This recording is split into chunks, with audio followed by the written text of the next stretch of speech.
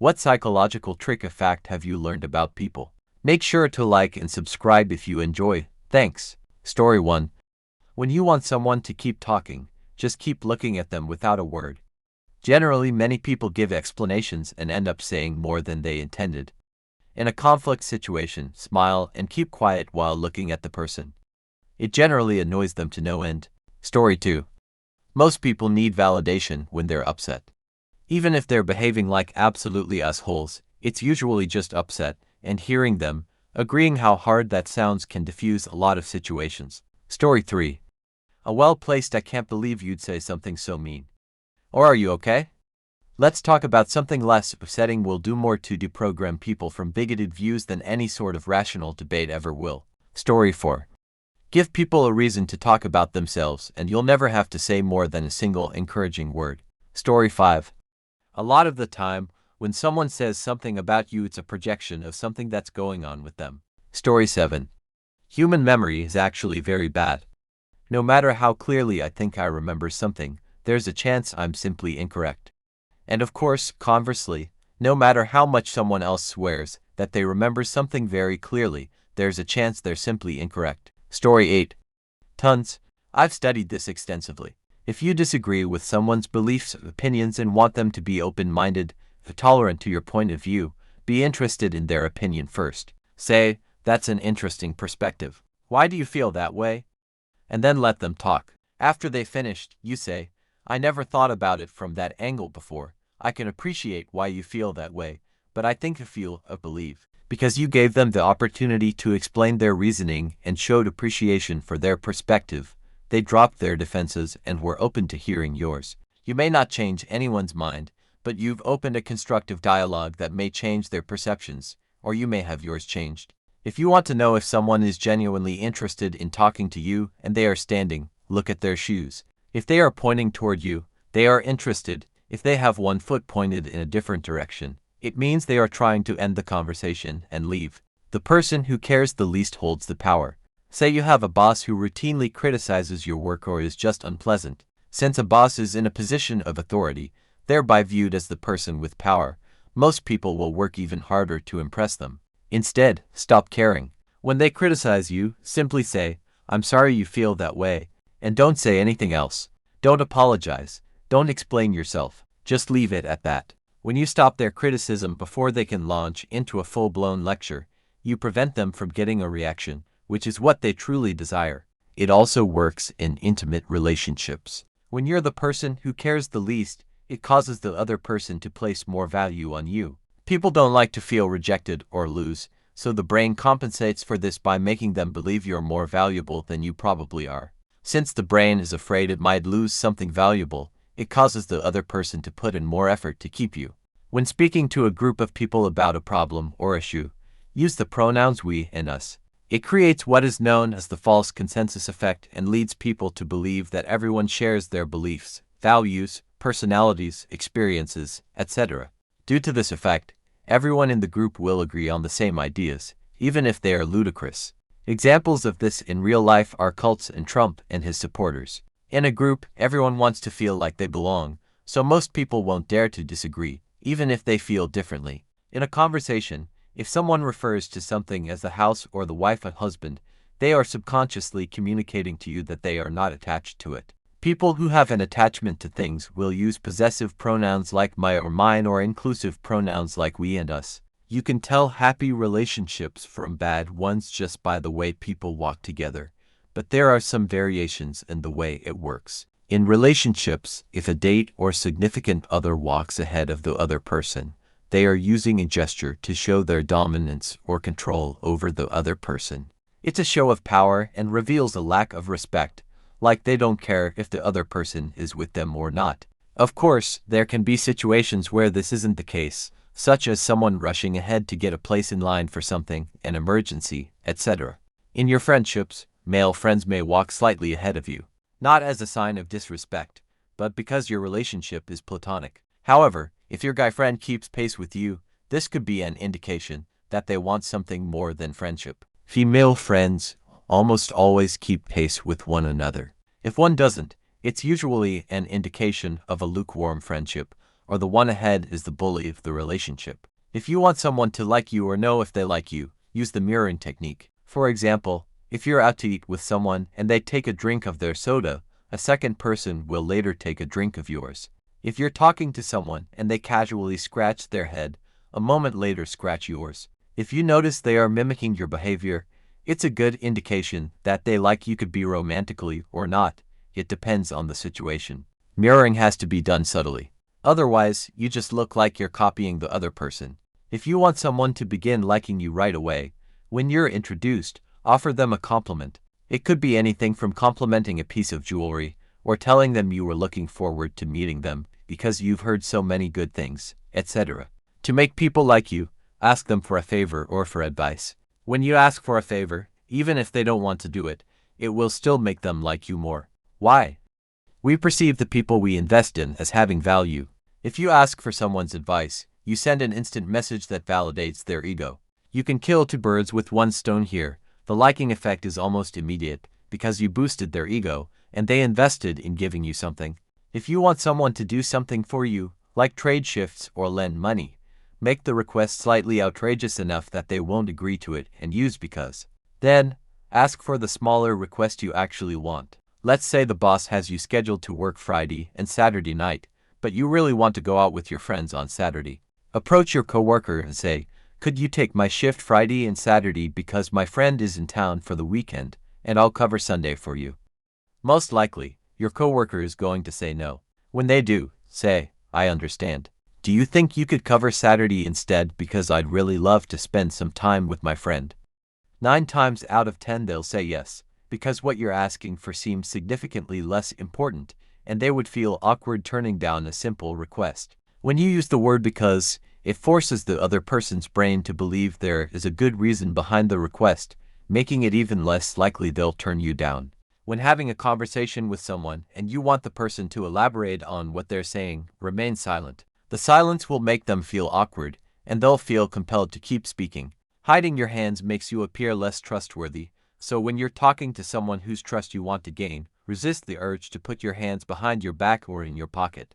Use people's names as often as you can without being awkward. People love hearing the sound of their name. It makes them feel connected to you and respected. Display a flaw or two.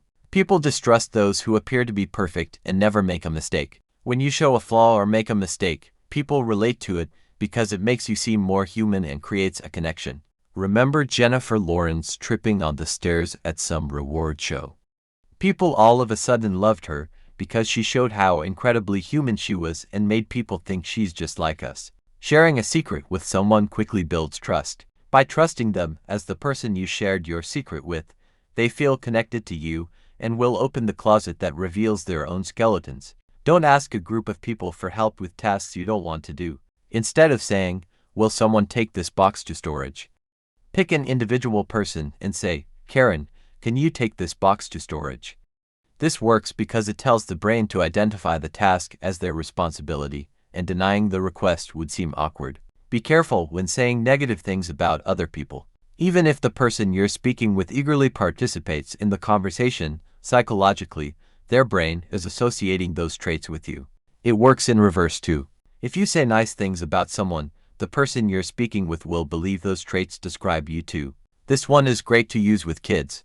Don't make a request. Instead, offer choices to get what you want. For example, you could delegate a task, such as pulling files from the last quarterly meeting, and then say, "Do you want to give them to me later today or on Friday?" By offering the choice, their brain is tricked into believing it has control and will follow through with the request. That's all for now. I could go on and on. Hope you're able to put them to good use. The best case scenario is that they just need to vent and will continue to drag you into their drama. People will associate you with their gossiping. The worst case scenario is that they are fishing for information to use against you or someone else. If you feel like someone is attempting to manipulate you, set a small and simple boundary about the subject. If they aren't manipulative, they won't care.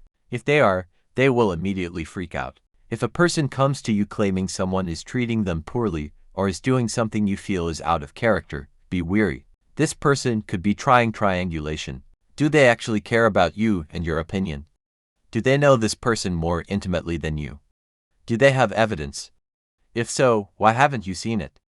Never trust someone who tells you not to go to the person they are disparaging. If someone is lying to you about something small and meaningless, and you are like, why on earth are they lying about it? Then there is always something way worse that they are lying about. It's only a matter of time before the other shoe drops. If someone accuses you of something you are obviously not doing, that person is usually guilty of the thing they accused you of. Whether it be cheating, lying, talking behind your back, etc. Projection is almost always an admission of guilt. You don't have to actually have that trait for this to be true. You just have to be afraid you might. Story 12. If someone says something inappropriate or sexist, I say, I don't get it, explain it to me, with a pleasant, non-threatening look on my face. Another thing I realized I did is I'm incredibly nice and helpful with strangers. It's something left over from childhood abuse, but not as a people-pleaser thing, but protection. It's the I'm a better person than thou effect. I feel like I have the upper hand. If I feel I have the upper hand, I feel in control. If I feel in control, I have the power. So I'm disarming nice. It makes people think twice about being rude or an asshole. Yeah, I'm in therapy. Story 14. Good people like feeling useful and wanted. Asking for help with a minor favor has often helped me connect with people in new places. Story 15. If you're uncomfortable in a new social situation, focus on everyone except yourself. Asking people questions about themselves is the quickest way to make a friend. Story 16. If you use their name a lot in a sentence and do it smartly, they won't notice too much but think that you care more and are paying more attention. Same with reiterating what you have already told them. Story 17. Don't let people rent space in your head for free. Holding on to anger and resentment is like drinking poison and expecting them to die. They more than likely don't give two shits about what you are doing, while you pine and lament over them. Speaking of anger, I don't think it exists. The true feeling is either fear or sadness, and we portray it as anger to shield vulnerability. Story 19. Match people's energy.